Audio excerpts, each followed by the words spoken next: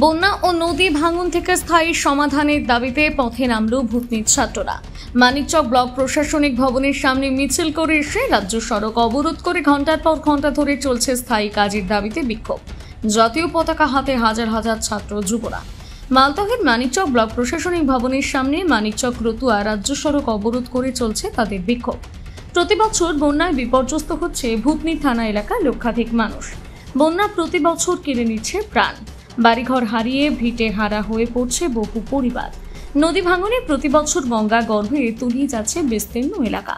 দুর্যোগের এমন পরিস্থিতি থেকে ভূতনিবাসী স্থায়ী সমাধান চাইছেন, তাই ভূতনির ছাত্ররা গণ আন্দোলনের ডাক দিয়েছেন। বন্যার যন্ত্রণা ও ভাঙন রোধের স্থায়ী কাজের দাবি তুলে হাজার হাজার ছাত্র যুবরা কয়েক কিলোমিটার পদযাত্রা করে মানিকচক ব্লক প্রশাসনিক ভবনের সামনে হাজির হয়। রাজ্য সড়ক অবরোধ করে চলছে তাদের বিক্ষোভ।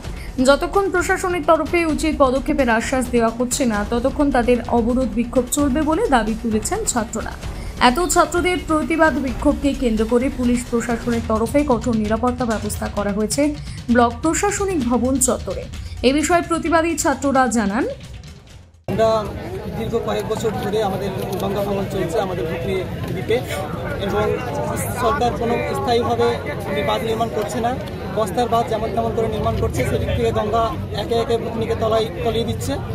অনেক লোক মারা যাচ্ছে, সেখানে অনেক গবাদি পশু বেশি চলে যাচ্ছে, গাছপালা সব কিছু ধ্বংস হচ্ছে, পরিবেশের ধ্বংস হচ্ছে। আর ভূতনির যে বাইরের যে সরকার আছে, এমপি এমএলএ বড় সিএম পিএম, কেউ ভূতনির কোনো খোঁজ নিয়ে দেখছে না। তারা একবারও বন্যায় 3 মাসের বন্যা ভূতনিতে কেউ পা রাখতে আসলো না। আর ওই জন্য আমরা আমাদের দাবি জানাতে এসেছি, এখানে ভূতনির জন্য স্থায়ী বাঁধ নির্মাণ করতে হবে। একটা প্রতিশ্রুতি লিখিত দিয়ে দিতে হবে আমাদেরকে যে একটা স্থায়ী বাঁধ নির্মাণ হবে, তাহলে আমরা এখান থেকে কংক্রিট বাঁধ নির্মাণ সরকারের কাছে, কেন্দ্র সরকারের কাছে, কেননা গঙ্গা হচ্ছে জাতীয় নদী। এই জন্য আমরা রাখছি কেন্দ্র সরকারের কাছে আমাদের দাবি। এবার রাজ্য সরকার রাখছি, যেহেতু আমরা ওখান থেকে সাংসদ গঠন করি, এবার আমরা ওখান থেকে লোকসভা গঠন করি, আমরা সমস্ত কিছু গঠন করি। তা সত্ত্বেও আমাদের ভূতনিকে এতটা অবহেলা কেন করছে? কিছুদিন আগে আমরা দেখলাম উত্তরবঙ্গে বৃষ্টি হলো বা বন্যা হলো, তো এখান থেকে আমাদের উত্তর মালদার সাংসদ ও মানে আমাদের উত্তরবঙ্গে গিয়ে মানে ও পরিচালনা করছে, বাট ও আমাদের রতুয়ার ব্লকের ও কিন্তু সাংসদ, বাট ও ওখানে আসেনি, দেখা করতে আসেনি।